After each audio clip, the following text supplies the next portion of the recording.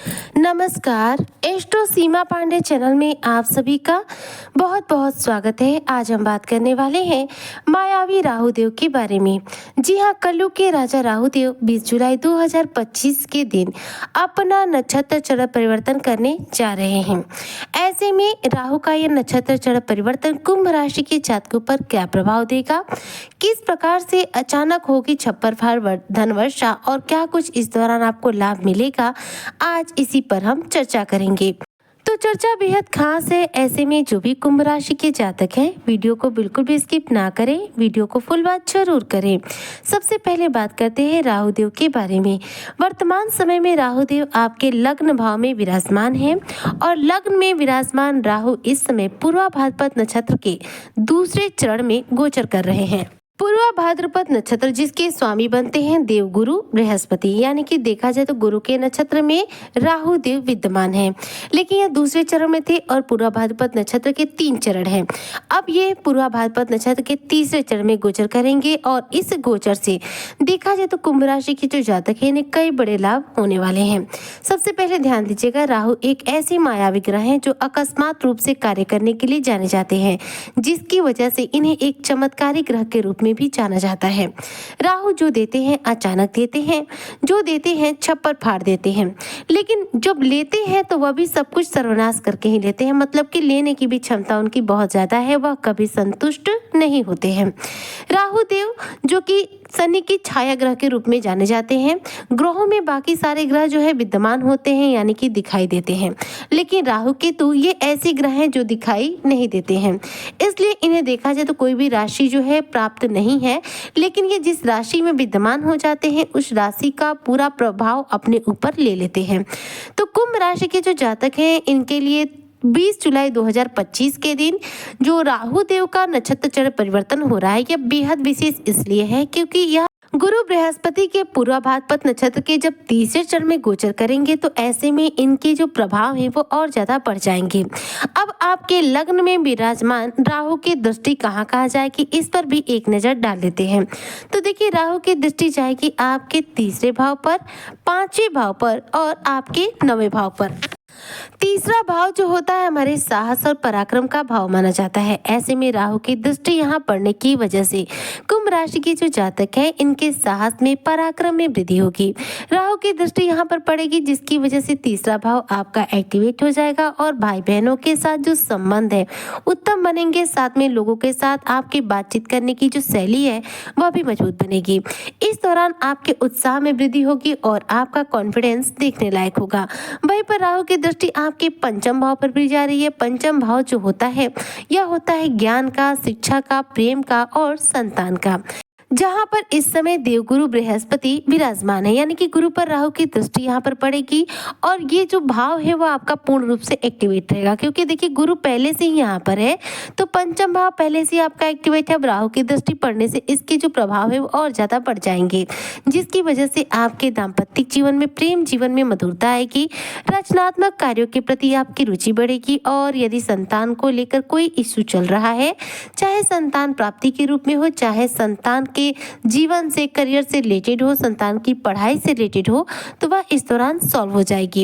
इसके अलावा राहु की दृष्टि आपके 9वें भाव पर जाए। 9वां भाव जो होता है भाग्य भाव कहलाता है। राहु जब आपके भाग्य भाव पर दृष्टि डालेंगे तो आपका भाग्य भाव एक्टिवेट हो जाएगा, जिसकी वजह से जो कुंभ राशि के जातक हैं इन्हें अपने भाग्य का पूरा साथ मिलेगा। इस दौरान धर्म कर्म में आपकी रुचि बढ़ेगी, विदेश जाने के भी योग बन सकते हैं और साथ में इस दौरान उच्च शिक्षा आप ग्रहण कर पाएंगे।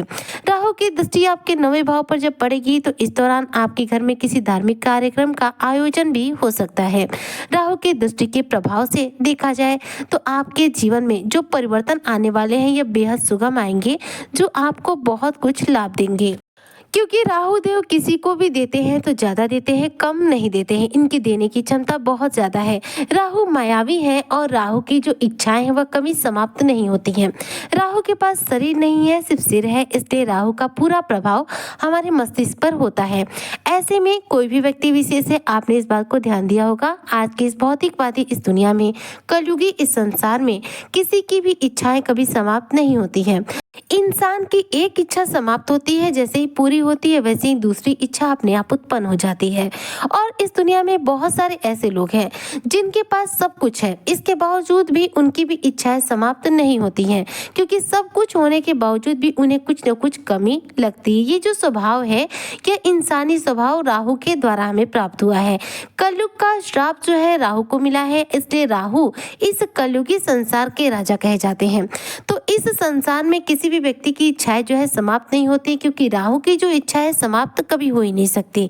तो राहु यहाँ पर आपके देखिए लग्न में विराजमान है, और राहु अपनी दृष्टियों से आपके तृतीय भाव को एक्टिव कर रहे हैं, पंचम भाव के एक्टिव कर रहे हैं और आपके नवम भाव को एक्टिवेट कर रहे हैं।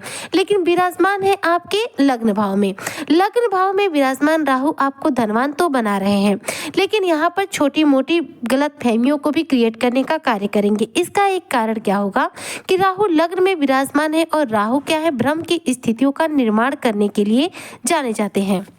इसलिए यहाँ पर आपको धन लाभ तो निश्चित तौर पर होगा, लेकिन कहीं ना कहीं राहु जो है भ्रम की स्थितियों का निर्माण करेंगे, जिसके प्रभाव से आप पति पत्नी में कई बार गलतफहमियां हो सकती हैं, या फिर अविश्वास वाली स्थिति देखने को मिल सकती है। ऐसे में किसी भी रूप में पति पत्नी आपस में वाद विवाद ना करें, एक दूसरे के साथ मेल मिलाप करके चले। और बाहरी लोगों को, अगर आपने में आपस में मन मुटाव हो भी जाता है, तो अपने रिश्ते में किसी भी बाहरी व्यक्ति को इन्वॉल्व बिल्कुल ना करें, क्योंकि यह बाहरी व्यक्ति जो है आपके रिश्ते को खराब करने का कार्य करेगा, न कि बनाने का कार्य करेगा।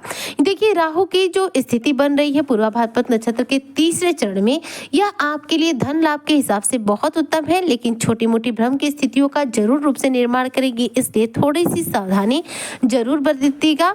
जो भी पत्नी पति में बात हो वह आपस में करे, कभी भी तीसरे किसी को इन्वॉल्व अपने रिश्ते में ना होने दे।